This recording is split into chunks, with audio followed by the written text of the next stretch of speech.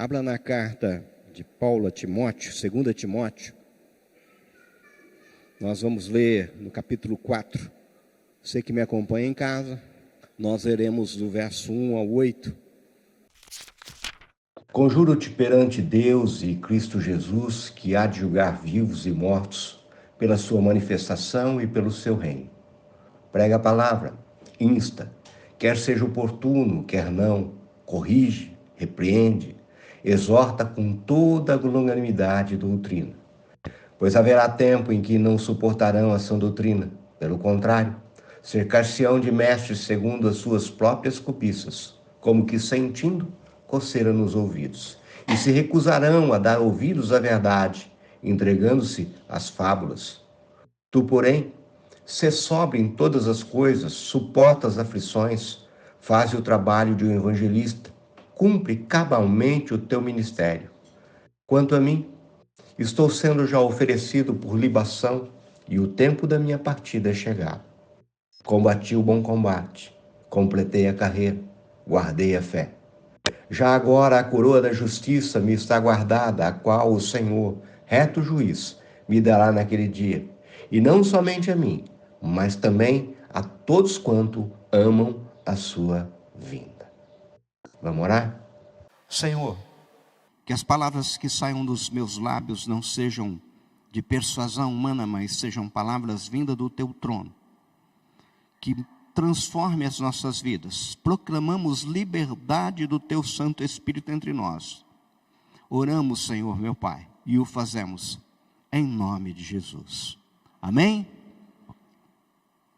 As últimas palavras de uma pessoa tendem a revelar sentimentos mais profundos e enquanto expressam talvez a última vontade. No caso, dizem que Leonardo da Vinci ecoou o lamento de todo perfeccionista quando disse no leito de morte: eu ofendi a Deus e a humanidade porque meu trabalho não atingiu a qualidade necessária.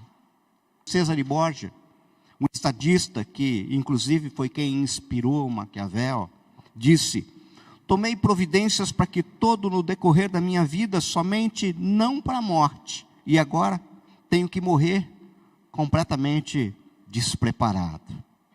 Sir Thomas Scott, um antigo presidente da Câmara Alta inglesa, disse: até o momento pensei que não havia nem Deus nem inferno.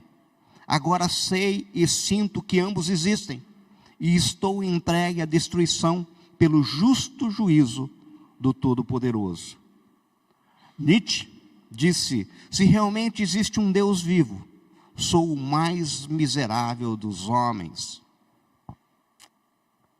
Karl Marx, no auge da sua arrogância, quando a secretária perguntou se queria deixar palavras para a posteridade, disse: vá embora, últimas palavras são para tolos que nunca disseram o suficiente. Agora, o estudo de últimas palavras de grandes homens e mulheres da palavra de Deus também revela muito sobre suas paixões e a vontade de Deus para nós. Josué disse: eu e a minha casa serviremos ao Senhor. Josué 24:15. Estevão disse: Senhor, não lhe impute este pecado. João disse: vem Senhor Jesus. Apocalipse 22:20. Pedro disse: crescei na graça e no conhecimento do nosso Senhor e Salvador Jesus Cristo. A Ele seja a glória, tanto agora como no dia eterno. Jesus disse: está consumado. É gozado que o apóstolo Paulo também deixou últimas palavras sobre a inspiração do Espírito de Deus que ressoam pelos séculos como ordens de um grande general a um soldado fiel, ao jovem ministro Timóteo. Paulo disse justamente as palavras que nós lemos de início. Essas palavras que lemos em 2 Timóteo, capítulo 4, verso 1 a 8, é a despedida de Paulo. Paulo está preso na masmorra de Mamertina, em Roma, acusado e condenado à morte por Nero, por ser autor do incêndio que destruiu 10 dos 14 bairros, no incêndio que começou no dia 18 de julho de 64. Paulo poderia ter falado muitas outras coisas a Timóteo. Paulo poderia ter falado para Timóteo alimentar os pobres, para melhorar a sua autoestima, para se proteger dos poderosos, para inaugurar um movimento revolucionário. Paulo poderia ter dito para Timóteo promover conferências de gerenciamento e administração das igrejas que haviam nascido. Mas a sua preocupação principal e o desafio final que dá ao jovem Timóteo, e a nós também, e de modo muito especial, eu quero falar àqueles que hoje serão batizados, foi a dedicação, a proclamação fiel da palavra de Deus. Prega a palavra, disse ele.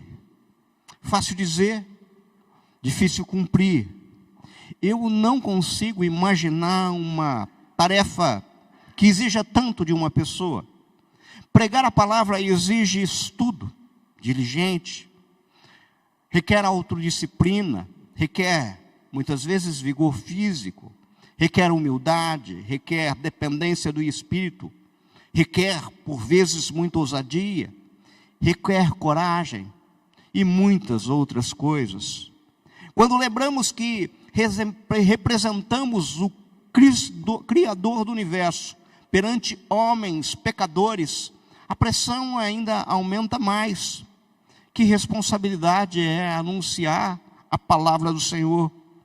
Que privilégio, por outro lado, ser arauto do Criador do universo em sua comunicação a seus filhos, às suas criaturas. Por isso dizemos que aquele que proclama, assim diz o Senhor, deve fazê-lo com temor e tremor. Ao longo dos séculos, as pessoas têm tentado substituir a centralidade da explicação e aplicação da palavra de Deus.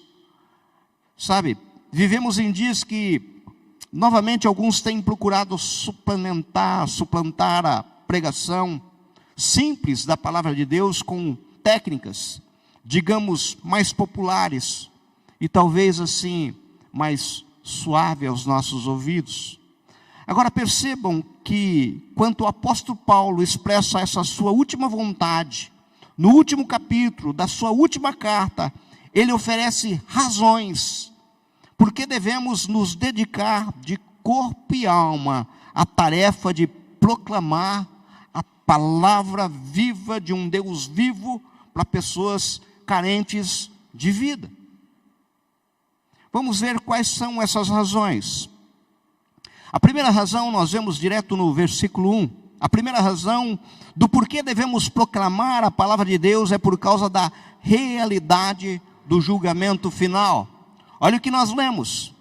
Conjuro-te perante Deus e Cristo Jesus, que há de julgar vivos e mortos pela sua manifestação e pelo seu reino. Queridos, percebam que Paulo, de forma solene e clara, leva Timóteo diante do tribunal divino, onde faz um juramento sério diante do juiz de todo o universo. Essa preparação para a exortação central do texto. A exortação central do texto é: prega a palavra.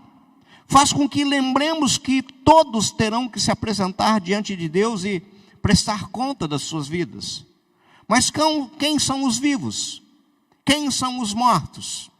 A gente poderia perguntar isso a nós mesmos. Os vivos são aqueles que creram na palavra e abraçaram Jesus Cristo como seu único e suficiente Salvador.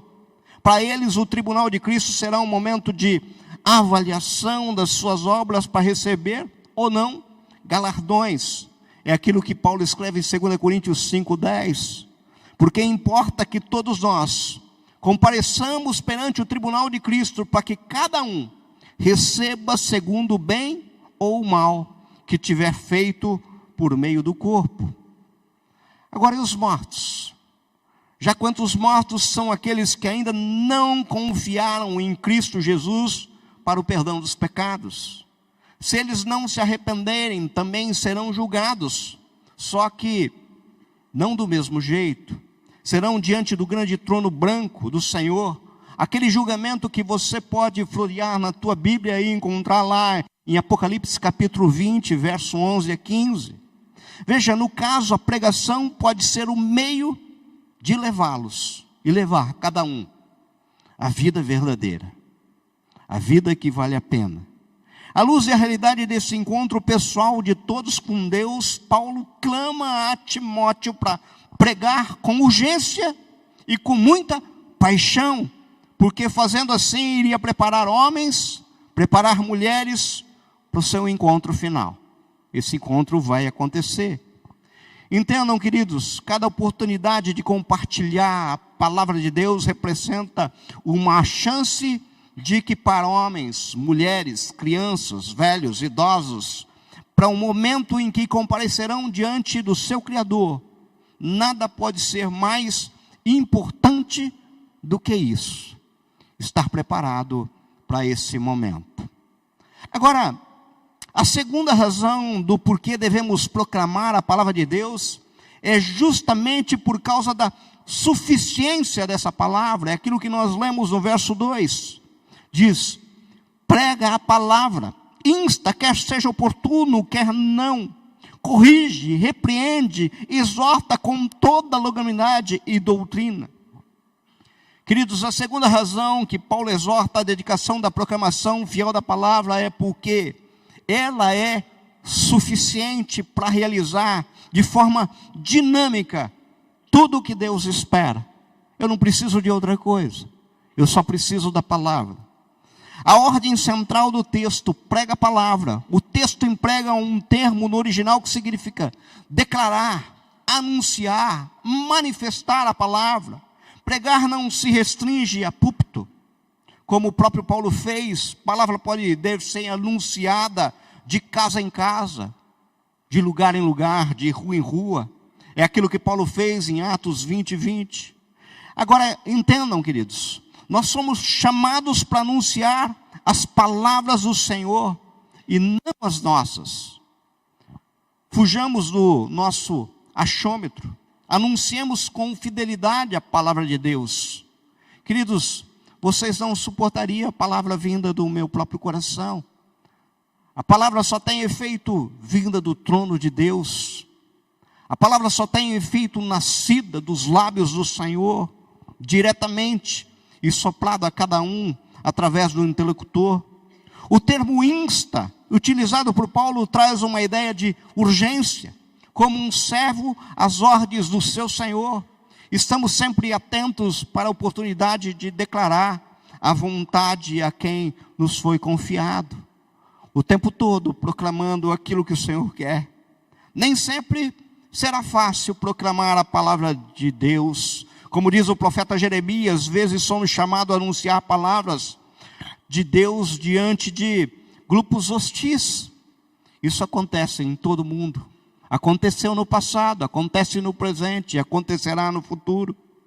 Mesmo na igreja, essa espada de dois gumes, que é a palavra de Deus, como Hebreus 4:12, pode cortar tanto o ouvinte como o próprio pregador. Sabe? O foco é esse. Ela tem que ser fiel, quer seja oportuno, quer não, em bons tempos ou em tempos ruins. O que nós temos é a palavra do Senhor. Aqui Paulo ressalta o termo da suficiência da palavra que já proclamou ao longo da sua epístola. Ele motiva a proclamação da palavra como o foco no nosso ministério, porque a palavra ela é suficiente para cumprir todos os propósitos de Deus. Perceba que alguns versículos antes, Paulo já havia lembrado a Timóteo, e como essa palavra o fez sábio para a salvação desde a infância, que ela é, a palavra de Deus, ela é inspirada por Deus e útil para o ensino, para a repreensão, para a correção, para a educação na justiça. A palavra nos equipa para toda obra. A palavra nos esculpe para sermos cada vez mais parecidos com Jesus. É a palavra que nos transforma. 2 Timóteo 3, 15 e 17. Amado, amada, a todas as tarefas ministeriais que podemos realizar, a principal é a proclamação da palavra de Deus, seja público, seja em casa, seja conforme os oráculos de Deus, para a glória de Cristo. Pedro ressalta a mesma ideia quando diz que se alguém fale de acordo com os oráculos de Deus, para que em todas as coisas seja Deus glorificado por meio de Jesus Cristo, a quem pertence a glória, o domínio, pelos séculos dos séculos. Amém. 1 Pedro 4:11. Razões da suficiência da palavra. A terceira razão do porquê devemos proclamar a palavra de Deus é por causa da dificuldade dos últimos tempos. É aquilo que relata o verso 3 e 4 que lemos. Diz assim: pois haverá tempo em que não suportarão a sã doutrina, pelo contrário, cercar-se-ão de mestres segundo as suas próprias cobiças, como que sentindo coceira nos ouvidos, e se recusarão a dar ouvidos à verdade, entregando-se a fábulas. Amados, preste atenção, o versículo 3 começa com mais uma razão. Diz: pois, porque devemos nos apegar à palavra e não às nossas opiniões. Pois, podemos resumir dizendo que devemos proclamar a palavra de Deus hoje, por uma razão muito simples: amanhã será mais difícil, depois de amanhã muito mais, daqui um mês, daqui um ano muito mais difícil. Amados, Paulo profetiza um tempo em que os ouvintes procurarão um mestre que lhes diga exatamente o que querem ouvir, e não aquilo que precisam ouvir. São pessoas que realmente acreditam que a voz do povo é a voz de Deus. Soa suave aos nossos ouvidos, e muitos se encantam com isso. Se alguém achar que é difícil anunciar a palavra de Deus no mundo hostil que nos cerca, anime-se, amanhã será mais difícil. Então não espere, dedique-se à ministração da única palavra capaz de penetrar corações endurecidos pelo pecado, porque esse é o objetivo da palavra: penetrar como uma faca de dois gumes, que penetrante entra e transforma. É importante notar que quem estabelece a agenda da pregação é Deus, não é o mundo. O Criador sabe as reais necessidades do ser humano, sejam sentidas ou não. Por isso devemos pregar toda a palavra, mesmo que o povo não goste e não queira ela como um todo. Mas a palavra é um todo, e ela deve ser pregada como um todo. A quarta razão do porquê devemos proclamar a palavra de Deus é porque, fazendo assim, cumpriremos cabalmente o nosso ministério. É o que está no verso 5. Tu, porém, Paulo falando a Timóteo, sê sóbrio em todas as coisas, suporta as aflições, faz o trabalho de um evangelista, cumpre cabalmente o teu ministério. Queridos, vocês pensam que isso é só para Timóteo? Isso foi para mim, isso foi para vocês, isso é para nós. Mais uma vez, a solenidade dessas últimas exortações de Paulo nos chama a seriedade do ministério, que é proclamar a palavra. Entendam, nosso foco não deve ser entretenimento, mas entendimento. Não é diversão, mas transformação. Claro que o humor pode fazer parte do ministério da palavra, mas nós não podemos deixar de ser sóbrio em todas as coisas, pois é justamente isso que irá contrastar com falsos mestres. Falsos mestres muitas vezes são engraçados, provocam risada, enchem auditórios, mas esquecem da centralidade da palavra. A quinta razão do porquê devemos proclamar a palavra de Deus é porque existe uma realidade posta a todos nós, quer você queira, quer não. Um dia você vai partir. Olha o que está no verso 6 e 7. Quanto a mim, Estou sendo já oferecido por libação, e o tempo da minha partida é chegado. Combati um bom combate, completei a carreira, guardei a fé. Queridos, como falei, Paulo escreve essa epístola no corredor da morte, algo entre o final do ano 64 e o ano 67, momento em que foi degolado. Por ser cidadão romano, não podia ser crucificado, foi degolado. Paulo sabia que iria morrer e declara que a sua morte se apresentava por libação, como sacrifício ao Senhor. Morria por Cristo. As pessoas acreditavam que estavam condenando ele pura e simplesmente, mas ele se entregava por completo. A expressão partida, utilizada por Paulo, significa efetivamente a sua morte, sendo certo que no original tinha o mesmo sentido de soltar as amarras de uma embarcação presa no cais. Ele está falando, chegou a hora de soltar as amarras, eu vou para o lugar preparado. Eu particularmente gosto muito, já recitei aqui, de um poema cuja autoria é atribuída a Vinícius Moraes, não tenho certeza, e que ao instruir um amigo quanto ao comportamento em vida conclui: então ore para que nós vivamos como quem sabe que vai morrer um dia, e que morramos como quem soube viver direito.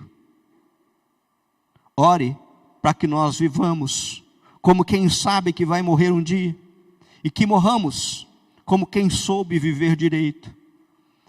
Sabe, queridos, se tivesse de escolher algo para minha lápide, gostaria de me aproveitar com muito temor, mas com muito temor mesmo das palavras de Paulo. Aquilo que foi o resumo mais maravilhoso de uma pessoa que soube viver direito. Combati um bom combate, completei a carreira, guardei a fé.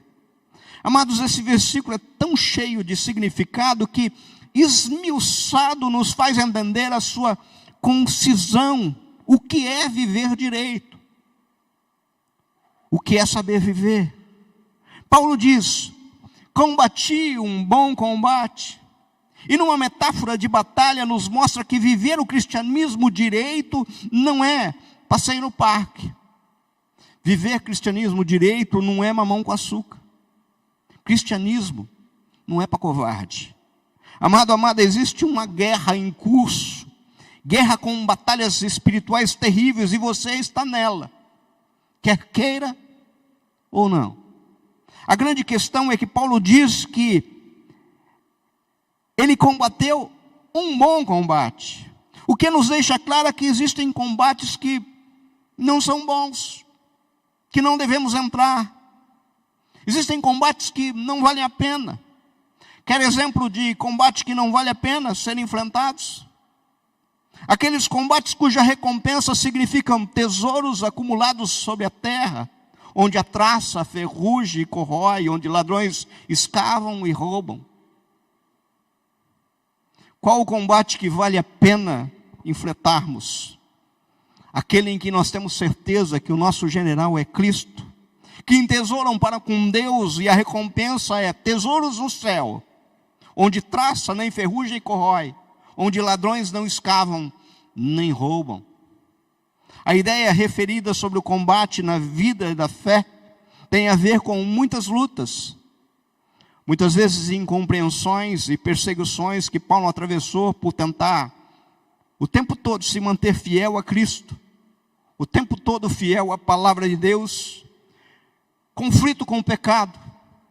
Pregar a palavra de Deus traz conflito ao mundo.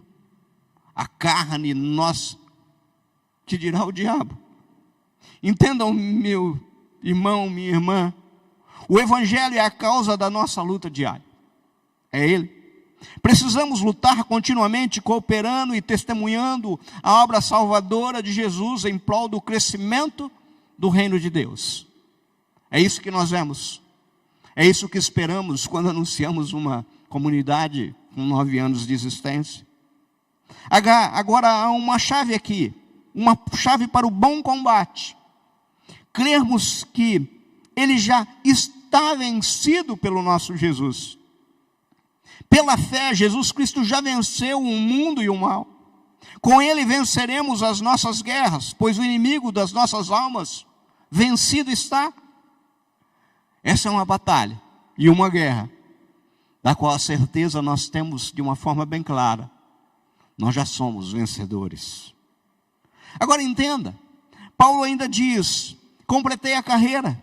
Perceba que nessa metáfora de uma corrida, Paulo está nos falando, terminei a obra que Deus me deu para fazer. A carreira ou a corrida é a segunda metáfora usada pelo apóstolo Paulo para comparar a nossa jornada de fé. Mais uma vez a imagem sugere esforço, sabe? Cumprimento de propósito, e propósito designado, não é qualquer um. Tal como uma maratonista precisa vencer os obstáculos externos. E acredite, muitas vezes o maior obstáculo não é externo, é aquilo que cerca o nosso coração, a nossa mente. E como maratonista nós temos que vencê-lo. Para acabar a sua prova, assim também é a vida do crente. A figura de um corredor que completa a sua prova. Remete-nos para um atleta preparado que se mantém firme até o fim. Se manter firme apesar do cansaço. Se manter firme apesar dos impedimentos, das dificuldades que surgem no caminho. O corredor olha atentamente para a meta, desejando alcançá-lo. O autor e consumador da minha fé. É para ele que eu olho. Assim também na vida do cristão, ele olha a Cristo como alvo a ser alcançado. Independentemente das lutas, independentemente de perseguições e provas, precisamos continuar firmes, completos, constantes, aguardando receber o precioso prêmio por tal. Agora Paulo, quando de forma sucinta, ele ainda diz assim, no resumo da sua vida, guardei a fé. Pense comigo, gente. Nós só precisamos guardar aquilo que tem valor. Nós só precisamos guardar o que pode ser perdido. Nós só podemos guardar aquilo que pode ser roubado. Ninguém guarda aquilo que não vale nada. Ninguém guarda aquilo que não pode ser perdido. O que não existe interesse de ser roubado. Comparando com um barco, quantos naufragam na fé? Preste atenção, a fé é central na vida de todos que andam com Deus. Além dos esforços necessários para a jornada da vida cristã, cada crente também deve proteger a sua fé, como algo que é fundamental na sua relação com o Senhor. Cristo é o objeto, autor e consumador da nossa fé, é aquilo que está em Hebreus 12:2. A fé é um tesouro precioso, concedido por Deus, que deve ser guardado com zelo, deve ser guardado com dedicação. A nossa profissão de fé no Evangelho deve ser mantida com fidelidade, não em alguns dias, em alguns momentos, mas até o fim. Foi essa a declaração de Paulo. Isso significa que devemos ser fiéis à confiança em Jesus, custe o que custar. Apesar das aflições, no mundo tereis aflições. Apesar das tentações, o próprio Senhor Jesus foi tentado. Engano seu, achar que não seria. Perigos e conflitos, precisamos manter a fé inabalável, não adulterada, mas inteira no Senhor. Inteira, completa. Amados, o interesse do nosso inimigo não é simplesmente jogar-nos na sarjeta, colocar a gente em celas ou em leitos de UTI. O interesse do inimigo da nossa vida, da nossa alma, é nos roubar a fé. João nos fala em 1 João 5,4 que todo o que é nascido de Deus vence o mundo. E essa é a vitória que vence o mundo. O quê? A nossa fé. Que adianta o inferno nos lançar numa cela, se mesmo lá você continuar proclamando o senhorio de Cristo? Que adianta você num leito de UTI ou CTI, moribundo, se lá ainda você consegue dizer que Cristo é teu Senhor? Que adianta perseguição, se mesmo na sarjeta você consegue proclamar que o Senhor Jesus é o teu Senhor, o único Deus. Viver uma fé não fingida, como 2 Timóteo 1,5, nos fará encarar opiniões divergentes com coragem, com perseverança. Não se esquive nem tente aos opositores da fé, mas testemunhe tudo o que Cristo fez por você. Gente, as igrejas estão carentes de testemunhos. Nós precisamos testemunhar. Eu conheço a história de alguns aqui. Milagres maravilhosos. Luquinha me mandou essa semana um vídeo. Foi a mão do Senhor que o livrou de um acidente. Sabe? Carro capotado e ele sai ileso. Destruído, perda total, e ele ileso. É a mão do Senhor. E nós temos que proclamar isso. Queridos, a sexta e última razão do porquê devemos proclamar a palavra de Deus é porque, preste atenção, existe galardão guardado para aqueles que forem fiéis. É aquilo que nós vemos no versículo 8, diz assim: já agora a coroa da justiça me está guardada, a qual o Senhor, reto juiz, me dará naquele dia, e não somente a mim, mas também a todos quanto amam a sua vinda.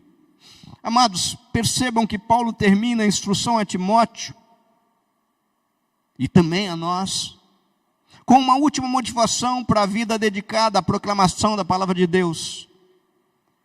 Existe um galardão, não somente para Paulo ou para Timóteo, mas para todos que fielmente proclamam a palavra à luz da volta eminente de Deus, de Jesus. Queridos, Jesus vai voltar. Jesus está voltando. Percebam aquilo que Paulo nos diz em 1 Coríntios 15, 58. Portanto, meus amados irmãos, sede firmes, inabaláveis e sempre abundante na obra do Senhor, sabendo que no Senhor o vosso trabalho não é em vão. Hebreus 6,10 nos aponta porque Deus não é injusto para ficar esquecido do vosso trabalho e do amor que evidenciaste para com o seu nome, pois servistes e ainda servis aos santos. Eu vou concluir.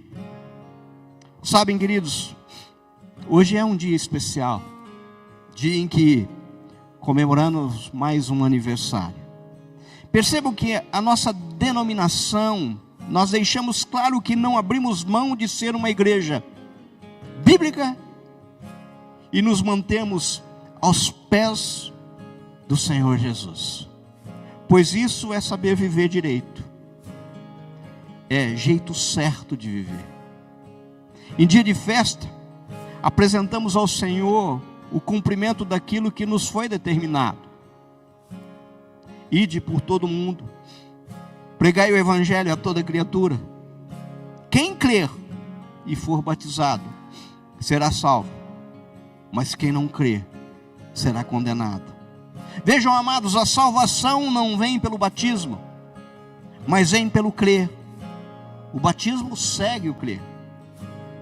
Saibam que enquanto a igreja do Senhor Jesus, com graça e pela ação do Espírito Santo, nós continuaremos a proclamar a palavra do Senhor até que Ele venha, na convicção de que isso abreviará a sua volta, porque isso também é instrução do Senhor. Maranata, vem Senhor Jesus. Vamos orar? Feche seus olhos, ore comigo. Senhor, que as palavras de Paulo em instrução a Timóteo reverberem em nossas vidas, nos transforme. O Senhor, como nos apontou Pedro, nos constituiu como raça eleita, povo de propriedade exclusiva de Deus, a fim de proclamarmos as virtudes daquele que nos chamou das trevas para a sua maravilhosa luz. Nos instruiu e nos instrui nesse propósito, Pai. Que o Santo Espírito nos capacite a vivermos do jeito certo. É o que te pedimos, em nome de Jesus. Amém?